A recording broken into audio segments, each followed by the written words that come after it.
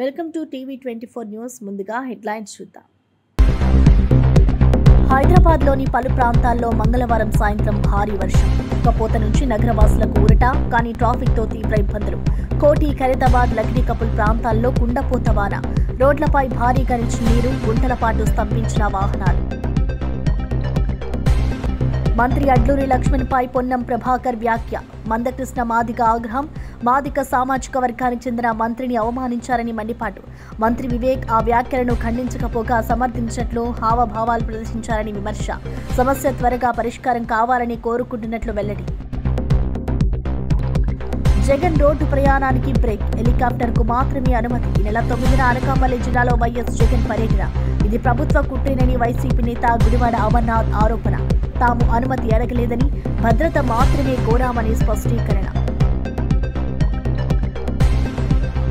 నవంబర్లో కేరళలో Argentina football జట్టు మ్యాచ్. కొచ్చి స్టేడియంలో యుద్ధ ప్రాతిపదికన ఏర్పాట్లు చేయాలని ఆదేశం. ప్రపంచ స్థాయి ప్రమాణాలతో మైదానం ఆధునీకరణకు ప్రణాళికలు. ప్రపంచ ఫార్మా దిగ్గజ సంస్థ ఏలీ లిల్లీ తెలంగాణలో భారీ పెట్టుబడి పెట్టడానికి ముందుకొచ్చింది. కాంట్రాక్ట్ మ్యానుఫ్యాక్చరింగ్ కార్యకలాపాల విస్తరణ కోసం 9,000 కోట్ల పెట్టుబడి చేరున్నట్టు సంస్థ ప్రతినిధులు ముఖ్యమంత్రి రేవంత్ రెడ్డితో భేటీలో ప్రకటించారు. ఇంటిగ్రేటెడ్ కమాండ్ కంట్రోల్ సెంటర్లో Eli Lilly president Patrick Johnson, India president బిన్స్ల్ టోకల్, పరిశ్రమల శాఖ మంత్రి శ్రీధర్ బాబు తదితరులు సమావేశమయ్యారు. తెలంగాణను ఫార్మా హబ్గా తీర్చిదిద్దడంలో ఇది మరో మైలురాయిగా నిలుస్తుందని సీఎం పేర్కొన్నారు. హైదరాబాద్ నుంచి దేశవ్యాప్తంగా కార్యకలాపాలు విస్తరించే దిశగా కంపెనీ కీలక ప్రణాళికలు రూపొందించిందని తెలిపారు. కాంట్రాక్ట్ మ్యానుఫ్యాక్చరింగ్ ద్వారా వేలాది ఉద్యోగాలు సృష్టి అవుతాయని మంత్రి శ్రీధర్ బాబు అన్నారు. 150 ఏళ్ల ప్రాచీనత కలిగిన American company Eli lily pharma రంగంలో తెలంగాణకు గ్లోబల్ గుర్తింపు తీసుకొస్తుందని సీఎం రేవంత్ అభిప్రాయపడ్డారు.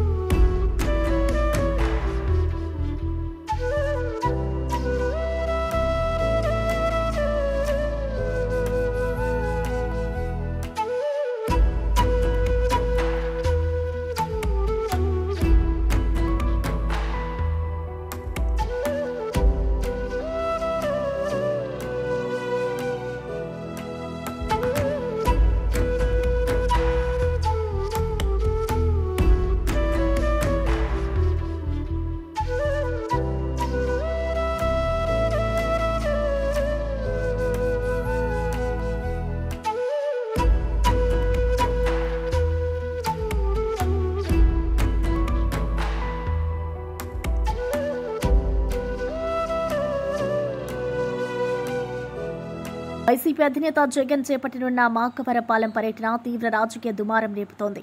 ఈ నెల 9వ తేదీన విశాఖపట్నం నుంచి నర్సీపట్నం సమీపంలోని మాకవరపాలెం వద్ద మెడికల్ కాలేజీని సందర్శించేందుకు జగన్ రోడ్డు మార్గంలో వెళ్లేందుకు సిద్ధమవగా పోలీసులు ఆంక్షలు విధించడం వివాదానికి దారితీసింది.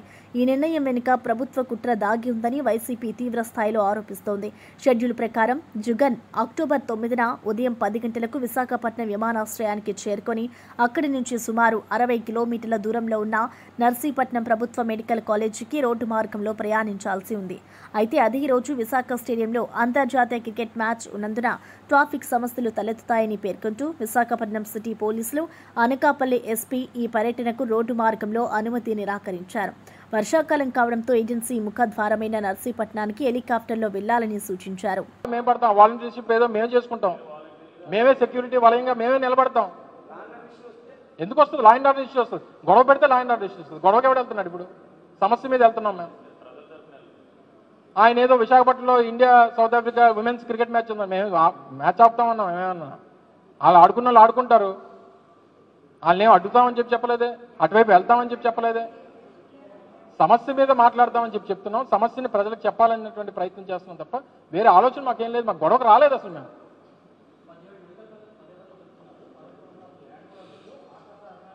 ఇవన్నీ అందుకనే చెప్పాను కదా, ఇవన్నీ కూడా రాష్ట్రంలో తాగుబోతులు, తిరుగుబోతులు, పొగరబోతులు మాట్లాడుతున్నారు ఇవన్నీ.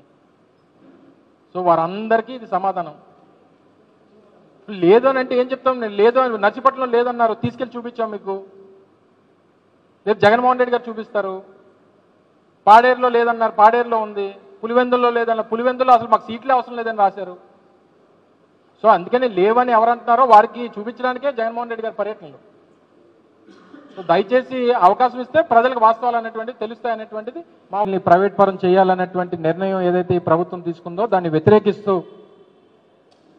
ప్రజల ఆకాంక్షలకు వ్యతిరేకంగా తీసుకున్నటువంటి నిర్ణయాన్ని నిరసిస్తూ వారు సందర్శించి ప్రజలను ఉద్దేశించి మాట్లాడాలని చెప్పి ఒక కార్యక్రమాన్ని పార్టీ రూపొందించింది.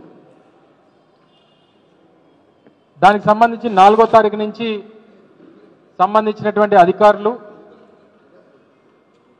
అటు విశాఖపట్నం కమిషనర్ ఆఫ్ పోలీస్ గారికి అటు అనకాపల్లి జిల్లాకు చెందినటువంటి ఎస్పీ గారికి ఇద్దరికి కూడా ఈ పర్యటన వివరాలని వారి దృష్టిలో పెట్టి ఇలా 9వ తారీఖున మాజీ ముఖ్యమంత్రి జగన్మోహన్ రెడ్డి గారు విచ్చేస్తా ఉన్నారు, సంబంధించినటువంటి సెక్యూరిటీ అరేంజ్మెంట్స్ అన్ని కూడా చేయాల్సిందిగా కోరుతా ఉన్నామని చెప్పి అటు వైజాగ్ సిపి గారికి అలాగే అనకాపల్లి ఎస్పీ గారికి కూడా వాళ్ళకి లేఖలు ఇవ్వడం జరిగింది.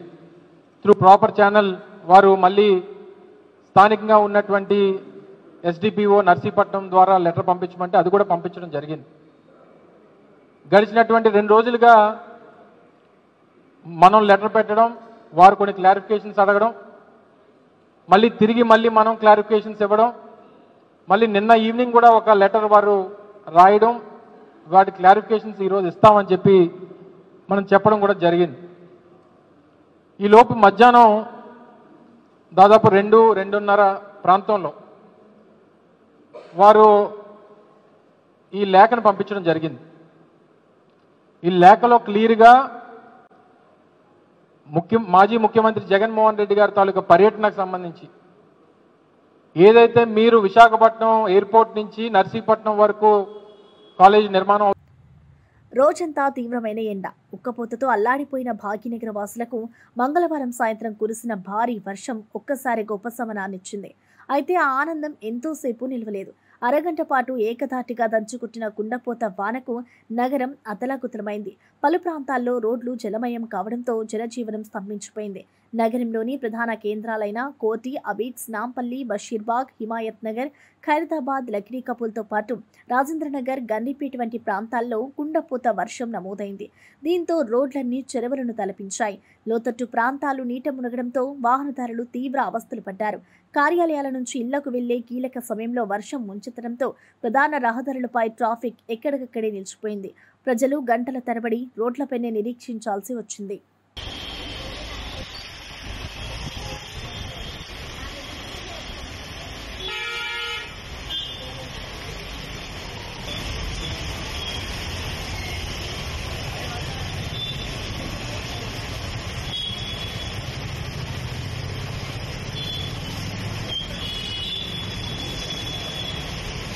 మంత్రి అడ్డూరి లక్ష్మణ్పై మరో మంత్రి పొన్నం ప్రభాకర్ చేసిన వ్యాఖ్యలపై ఎంఆర్పీఎస్ వ్యవస్థాపక అధ్యక్షుడు మందకృష్ణ మాదిగ తీవ్రంగా స్పందించారు. మాదిగ సామాజిక వర్గానికి చెందిన లక్ష్మణ్ను పొన్నం ప్రభాకర్ దున్నపోతు అని సంబోధించడం దారుణమని ఆయన అన్నారు. ఈ వ్యాఖ్యలను తోటి దళిత మంత్రి వివేక్ ఖండించకపోగా సమర్థించినట్లు హావభావాలు ప్రదర్శించడం సరికాదని ఆగ్రహం వ్యక్తం చేశారు.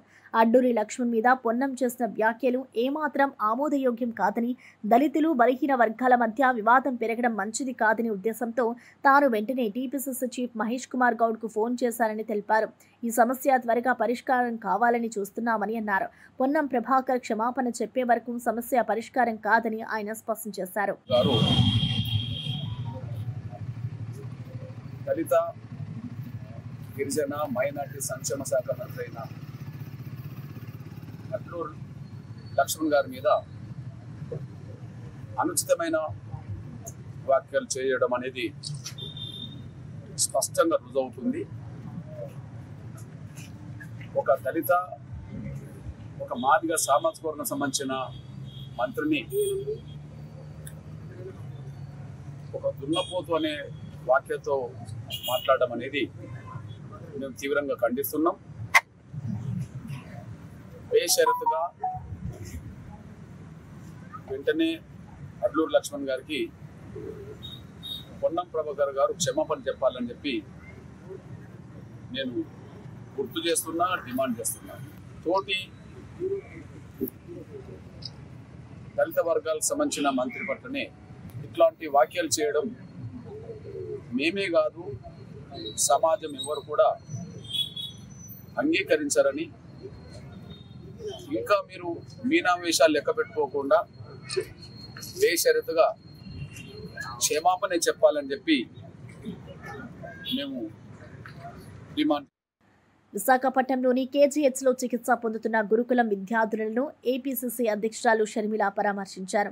విద్యార్థుల ఆరోగ్య పరిస్థితిని తెలుసుకుని వైద్యులతో మాట్లాడి అవసరమైన సదుపాయాలను అందించాలని సూచించారు. ఈ సందర్భంగా ఆమె మాట్లాడుతూ చంద్రబాబు ఫోకస్ పెట్టాల్సింది 2047 మీద కాదు, గిరిజన బిడ్డల భవిష్యత్తుపైనే పెట్టాలని తీవ్రంగా విమర్శించారు. 225 మంది అమ్మాయిలు ఉన్న హాస్టల్లో ఒక్క బాత్రూమే ఉందని హైకోర్టు చెప్పిన విషయమే మనసున్న వారిని కలిచివేస్తుందని ఆవేదన వ్యక్తం చేశారు. బాలికల భద్రత, ఆరోగ్యం, విద్యా సౌకర్యాలపై ప్రభుత్వం పూర్తిగా విఫలమైందని అన్నారు. రాష్ట్రంలోని గురుకుల విద్యార్థుల సమస్యలను కాంగ్రెస్ పార్టీ ప్రతిపాదనల రూపంలో కేంద్రానికి తీసుకెళ్తుందని హామీ ఇచ్చారు. ప్రతి పిల్లవాడి హక్కును కాపాడే పోరాటం కాంగ్రెస్ కొనసాగిస్తుందని షర్మిల స్పష్టం చేశారు.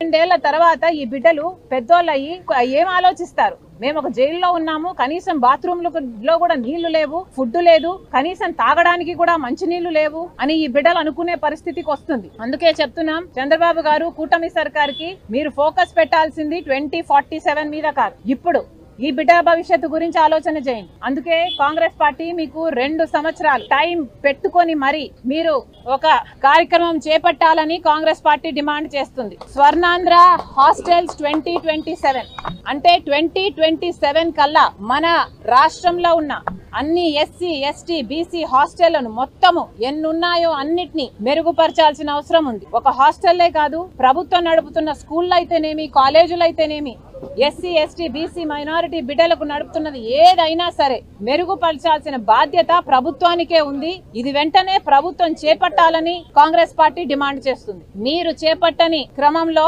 కాంగ్రెస్ పార్టీ కూడా త్వరలోనే ఒక క్యాంపెయిన్ కూడా టేకప్ చేయబోతున్నాం. కాంగ్రెస్ పార్టీకి సంబంధించి ప్రతి నాయకుడు, ప్రతి కార్యకర్త కూడా ప్రతి హాస్టల్ కు, ఎస్సీ, ఎస్టీ, బీసీ హాస్టల్ కైనా లేక గవర్నమెంట్ స్కూళ్లకు, కాలేజీలకైనా వెళ్లి అక్కడున్న పరిస్థితుల గురించి ఆరా తీసి అక్కడ ఒక సిగ్నేచర్ క్యాంపెయిన్ అంటే ఒక సంతకాల సేకరణ, అక్కడ వాస్తవాలు ఏమిటి, అక్కడ పరిస్థితులు ఏమిటి, మెరుగుపరచాల్సిన అవసరం ఉందా లేదా అని అక్కడ పేరెంట్స్ తో అయినా బిడ్డలతో అయినా మాట్లాడి సిగ్నేచర్ క్యాంపెయిన్ ఒకటి చేపట్టాలని కాంగ్రెస్ పార్టీ నిర్ణయించింది. అంతేకాదు ఈ సిగ్నేచర్ క్యాంపెయిన్ తర్వాత సంబంధిత అధికారుల దగ్గరికి అది తీసుకువెళ్లడం జరుగుతుంది, యాక్షన్ డిమాండ్ చేయడం జరుగుతుంది. చేయని పక్షంలో పెద్ద ఎత్తున ఆందోళనలు కూడా కాంగ్రెస్ పార్టీ చేస్తుందని హెచ్చరిస్తున్నాం. మళ్ళీ చెప్తున్నాం, చంద్రబాబు గారికి, కూటమి సర్కార్కి మీరు దృష్టి పెట్టాల్సిన విషయాలలో, అంశాలలో ఎస్సీ, ఎస్టీ, బీసీ హాస్టళ్లు లేదా గవర్నమెంట్ స్కూళ్లు, కాలేజీలకు సంబంధించిన బిడ్డలకు భవిష్యత్తుకు సంబంధించిన ఈ అంశము చాలా ముఖ్యమైనది. వెంటనే దీన్ని టేకప్ చేయాలని 2 సంవత్సరాలు టైం లైన్ పెట్టుకొని అన్ని హాస్టళ్లను మెరుగు చేయాలి.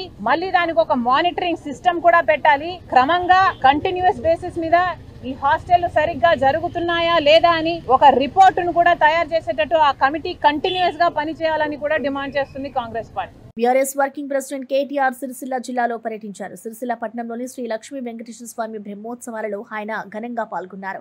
ప్రత్యేక పూజలు నిర్వహించారు. భక్తులతో కలిసి పల్లకి ఊరేగింపులో నడిచి స్వామివారి ఆశీస్సులు పొందారు. ఈ సందర్భంగా స్వామివారి రథయాత్రను ప్రారంభించి ప్రాంతీయ భక్తుల ఉత్సాహం, ఆధ్యాత్మిక వాతావరణం పట్ల కేటీఆర్ సంతృప్తి వ్యక్తం చేశారు. దేవాలయాల అభివృద్ధి, సాంస్కృతిక సాంప్రదాయాల పరిరక్షణ కోసం బీఆర్ఎస్ ప్రభుత్వం ఎల్లప్పుడూ కృషి చేస్తుందని గుర్తు చేశారు. సిరిసిల్ల అభివృద్ధిలో ప్రజల సహకారం ముఖ్యమని, అన్ని రంగాల్లో సమగ్ర ప్రగతిని సాధించేందుకు కృషి కొనసాగిస్తామని తెలిపారు. కార్యక్రమంలో స్థానిక ప్రజాప్రతినిధులు, భక్తులు భారీగా పాల్గొన్నారు.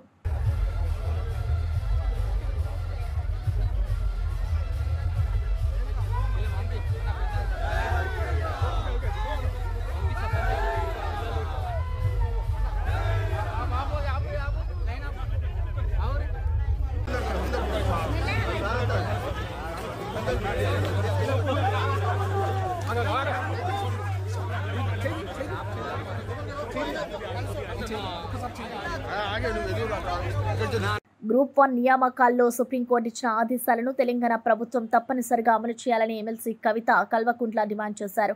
నియామక పత్రాలు ఇచ్చిన అభ్యర్థులకు ఉద్యోగాలపై హక్కు లేదని సుప్రీంకోర్టు స్పష్టం చేయడం ఈ ప్రక్రియలో ప్రభుత్వం చేసిన తప్పులను వెలుగులోకి తెచ్చిందని ఆమె వ్యాఖ్యానించారు. న్యాయస్థానాల తుది తీర్పు రాకముందే మెయిన్స్ ఆన్సర్ షీట్లు డిస్పోజ్ చేయాలని చూస్తే నిరుద్యోగులతో కలిసి తెలంగాణ పబ్లిక్ సర్వీస్ కమిషన్ను స్తంభింపజేస్తామని కవిత హెచ్చరించారు. యువత భవిష్యత్తుతో ప్రభుత్వం ఆటలు ఆడుతోందని విమర్శించారు. ఇటు పారదర్శకత, న్యాయమని సూత్రాలు పాటించకపోతే ప్రజా పోరాటం తప్పదని హెచ్చరించారు. నిరుద్యోగులకు న్యాయం చేసే వరకు పోరాటం కొనసాగిస్తామని కవిత స్పష్టం చేశారు. మెయిన్స్ పరీక్ష వరకు కూడా అనేకమైనటువంటి తప్పులు మీరు చేశారు. అనేకమైనటువంటి అంశాలలో ల్యాప్సెస్ ఉన్నాయి. అనేకమైన విషయాలలో మీ లాయర్లే కోర్టులలో ప్రభుత్వం తరఫున కాంట్రడిక్టరీ స్టేట్మెంట్స్ ఇచ్చి ఉన్నారు. ఇవన్నీ అంశాలు కూడా గమనంలోకి పెట్టుకోండి. రేపు పొద్దున మీరు డివిజన్ బెంచ్ కూడా వెళ్ళారు. నిరుద్యోగుల మీద ఇంత కక్ష సాధింపు చేసి ఒకటి నుంచి ఇంకో దగ్గరికి లిటిగేషన్ చేస్తూ మీరు ఎవరి కోసం పనిచేస్తున్నారు? ఈ నిరుద్యోగ యువత భవిష్యత్తుతో మీకు అవసరం లేదా అని చెప్పి నేను రేవంత్ రెడ్డి గారిని ప్రశ్నిస్తూ ఉన్నాను. ప్రధానంగా ఒకటే డిమాండ్. ఈరోజు సుప్రీంకోర్టు కూడా ఒక మాట చెప్పింది. ఏవైతే మీరు ఉద్యోగాలు ఇచ్చారో ఆ ఉద్యోగాలు పర్మనెంట్ కాదు. ఆ ఉద్యోగులు ఎప్పుడైనా ఉద్యోగం పోవచ్చు. డివిజన్ బెంచ్ కానీ సుప్రీంకోర్టు కానీ పరీక్ష మళ్ళీ పెట్టమని చెప్తే మీరు ఇచ్చినటువంటి అపాయింట్మెంట్లు అన్నీ కూడా ఒక జోక్ లాగా తయారవుతాయి. టీఎస్పీఎస్సీ అనేటటువంటిది ఒక రాజ్యాంగబద్ధమైన సంస్థ. ఎంత గౌరవంగా ఉండాలి, ఎంత ప్రేమగా విద్యార్థుల భవిష్యత్తును తీర్చిదిద్దాలి. అట్లాంటిది మీరు దొంగల జోరే రాత్రి పోయి రిజల్ట్ ఇస్తారు. తెల్లారి ఆగమాగం అందరిని పిలిచి ఎక్కడనో ప్రోగ్రాం పెట్టుకొని అపాయింట్మెంట్ ఆర్డర్ ఇస్తారు. ఎందుకింత దొంగతనం? ఎందుకింత దాపరికం? ఎందుకు పారదర్శకత లేదు? పారదర్శకత ఉండాలనే కదా కోరుకున్నాం. 10-11 ఏళ్ళు జరగలేదు ఎగ్జామ్, ఇప్పుడు జరుగుతున్నది ఎగ్జామ్. మళ్ళీ ఎందుకు భవిష్యత్తుతోని, పిల్లల భవిష్యత్తుతోని మీరు చెలగాట మాడుతున్నారని నేను కాంగ్రెస్ ప్రభుత్వాన్ని ప్రశ్నిస్తున్నాను. ప్రధానంగా ఒకటి, దీని వెనుక కుట్ర ఉన్నది. ఆ కుట్రలో భాగంగానే మీరు ఏవైతే మెయిన్స్ ఎగ్జామ్ పేపర్స్ ఉన్నాయో వాటిని డిస్పోజ్ చేసే ప్రయత్నం చేస్తున్నట్టుగా తెలిసింది. మేము ప్రభుత్వాన్ని హెచ్చరిక చేస్తూ ఉన్నాం. మీరు కనుక ఇది తేలకుండా డివిజన్ బెంచ్లో కానీ సుప్రీంకోర్టులో కానీ గ్రూప్ 1 విషయం తేలకుండా మెయిన్స్ పేపర్స్ డిస్పోజ్ చేస్తే టీఎస్పీఎస్సీని ఒక్క నిమిషం కూడా నడవనీయకుండా ప్రతిష్టంభన చేస్తాం, ఆక్యుపై చేసుకుంటాం టీఎస్పీఎస్సీ ఆఫీస్ అని చెప్పి నేను ప్రభుత్వాన్ని హెచ్చరిక చేస్తూ ఉన్నాను. ఎందుకంటే ప్రతి అడుగులో కేవలం మీరు పంతంతోని విద్యార్థులను అవమానపరుస్తూ, నిరుద్యోగ యువతను అవమానపరుస్తూ ముందుకెళ్తున్నారు తప్పితే సానుభూతితోని మిస్టేక్ అయితే ఒప్పుకొని ముందుకెళ్లే పరిస్థితి లేదు. అన్నిటికన్నా దారుణం ఏంటంటే ప్రెసిడెన్షియల్ ఆర్డర్లో 95% తెలంగాణ బిడ్డలకు ఉద్యోగాలు రావాలి. కానీ దాన్ని కూడా తుంగలో దొక్కి 8 మందికి అర్హత లేనటువంటి వారికి మీరు ఈ తెలంగాణ రాష్ట్రంలో ఉద్యోగాలు ఇచ్చారు. దీన్ని ఎట్టి పరిస్థితుల్లో తెలంగాణ బిడ్డలు సహించారని చెప్పి మేము చెప్తూ నిరుద్యోగుల పక్షాన తెలంగాణ జాగృతి నిలబడుతుంది. రేపటి నుంచి 15వ తారీఖు వరకు వరుస పెట్టి వారం రోజుల పాటు నిరుద్యోగులకు అండగా రోజొక తీరు మేము కార్యక్రమాలు టేకప్ చేస్తాం. మీరు ఎగ్జామ్ మొత్తం మళ్ళీ రీకండక్ట్ చేసేంత వరకు కూడా వదిలిపెట్టమని చెప్పి ప్రభుత్వాన్ని హెచ్చరిక చేస్తూ ఉన్నాం. నిరుద్యోగ మిత్రులందరికీ కూడా నేను కోరుతా ఉన్నాను, మీరు ధైర్యంగా ఉండండి. నాకు తెలుసు మీరు వచ్చి ఉద్యమాలు చేయలేరు, మీరు బయటికి రాలేరు. చాలామంది మీరు ప్రభుత్వ ఉద్యోగాల్లో ఉన్నవారు ఉన్నారు, రకరకాల వ్యాపకాల్లో ఉన్నవారు ఉన్నారు. కాబట్టి మీ తరఫున నేను కొట్లాడతాను, తెలంగాణ జాగృతి కొట్లాడుతుంది. ఖచ్చితంగా ఈ గ్రూప్ 1 క్యాన్సిల్ చేసి రీఎగ్జామినేషన్ పెట్టించే వరకు వదిలిపెట్టబోమని చెప్పి చెప్తా ఉన్నాం. Thank you. జై తెలంగాణ. బీసీ రిజర్వేషన్ల అంశంపై ముఖ్యమంత్రి రేవంత్ రెడ్డి నివాసంలో కీలక సమావేశం జరిగింది. ఈ సమావేశానికి డిప్యూటీ సీఎం భట్టి విక్రమార్క, రాష్ట్ర కాంగ్రెస్ వ్యవహారాల ఇన్ఛార్జి మీనాక్షి నటరాజన్, పీసీసీ అధ్యక్షుడు మహేష్ కుమార్ గౌడ్, మంత్రులు పొన్నం ప్రభాకర్, ఉత్తమ్ కుమార్ రెడ్డి, వాకటి శ్రీహరి, పొంగులటి శ్రీనివాసరెడ్డి హాజరయ్యారు. రేపు హైకోర్టులో జరగబోయే విచారణను దృష్టిలో ఉంచుకొని ప్రభుత్వం తరపున వినిపించాల్సిన వాదనలపై, చట్టపరమైన అంశాలపై విస్తృతంగా చర్చించారు. బీసీలకు 42% రిజర్వేషన్లు కల్పించడంలో ప్రభుత్వం చిత్తశుద్ధిగా ఉందని సీఎం రేవంత్ స్పష్టం చేశారు. రిజర్వేషన్లను చట్టబద్ధంగా అమలు చేసే దిశగా అన్ని చర్యలు తీసుకుంటామని హామీ ఇచ్చారు. సమావేశం అనంతరం మంత్రులు, నేతలు బీసీ సమాజానికి న్యాయం తప్పక జరుగుతుందని నమ్మకం వ్యక్తం చేశారు.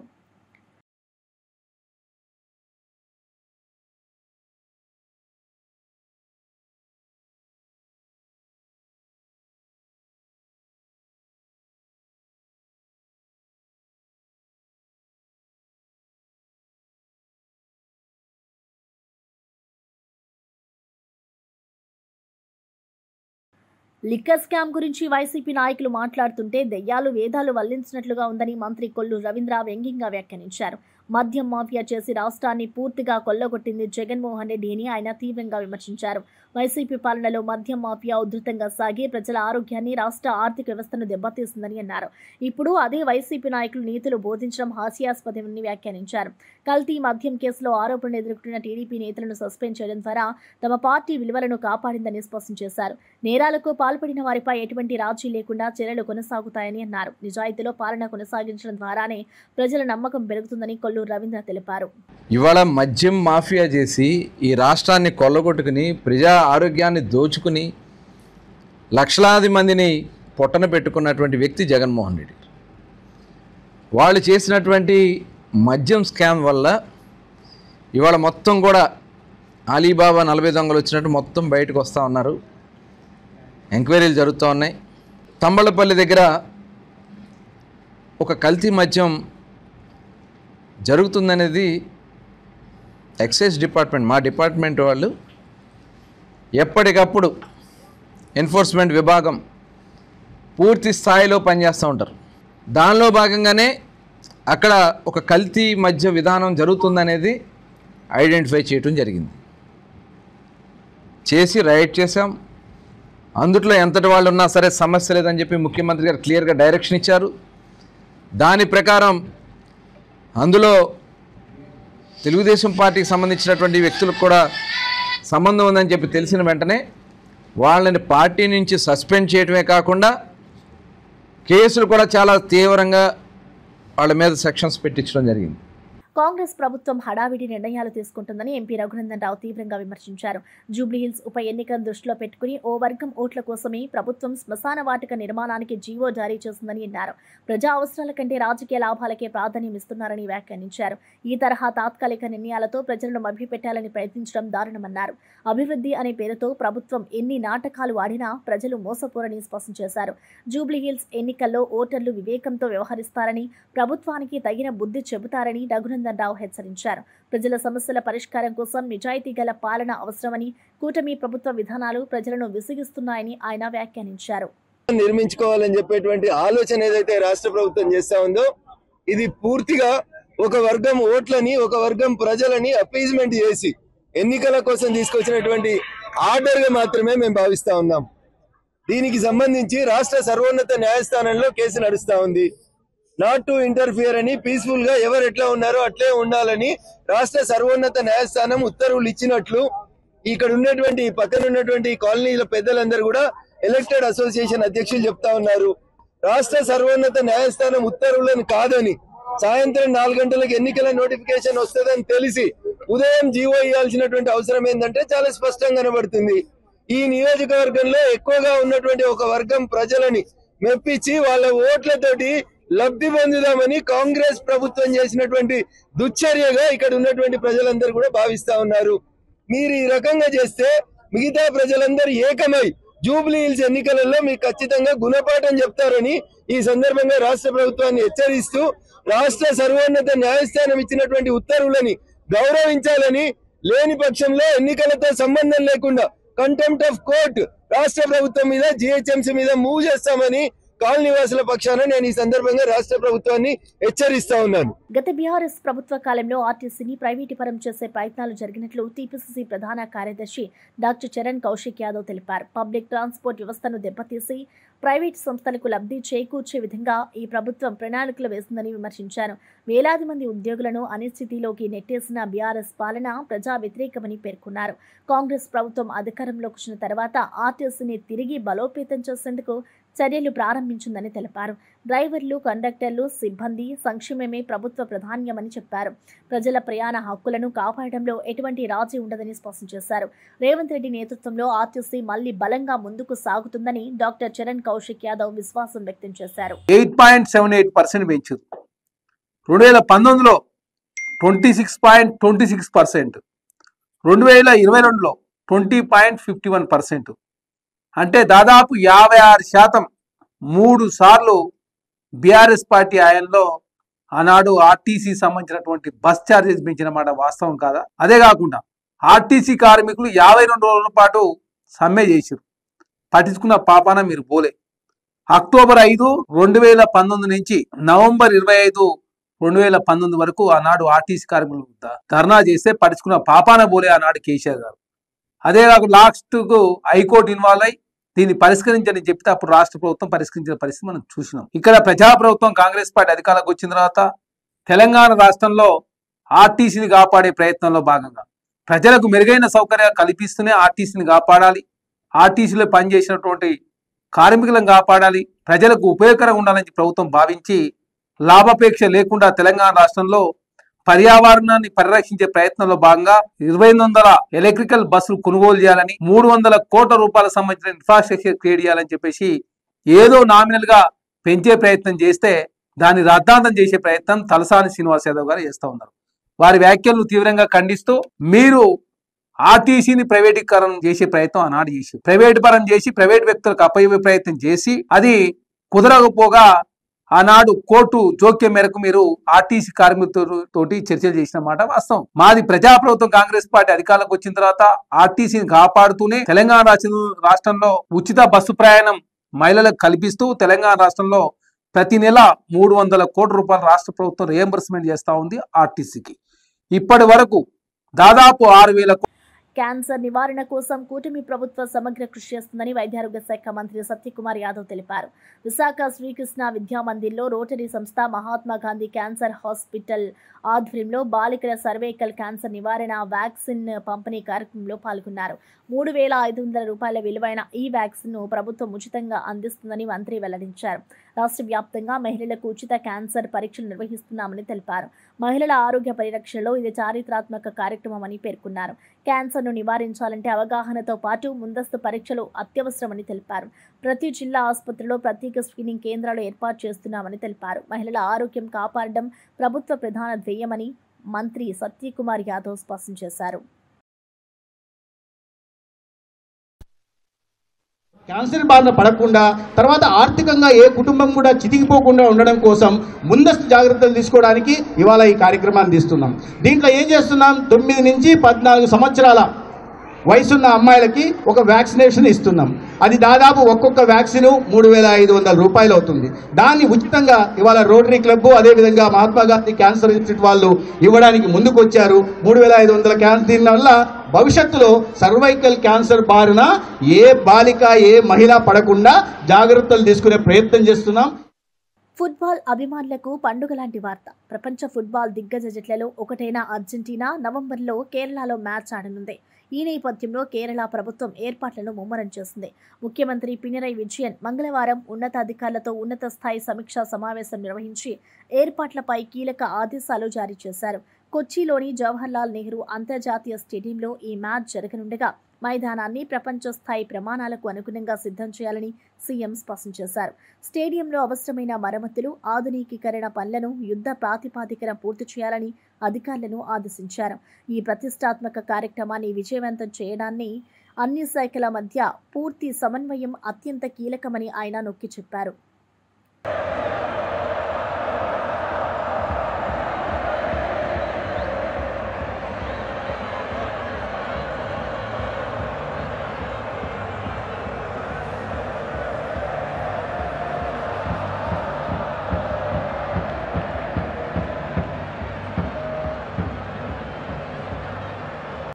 ఇవి బులెటిన్ విశేషాలు. చూస్తూ ఉండండి టీవీ 24 న్యూస్.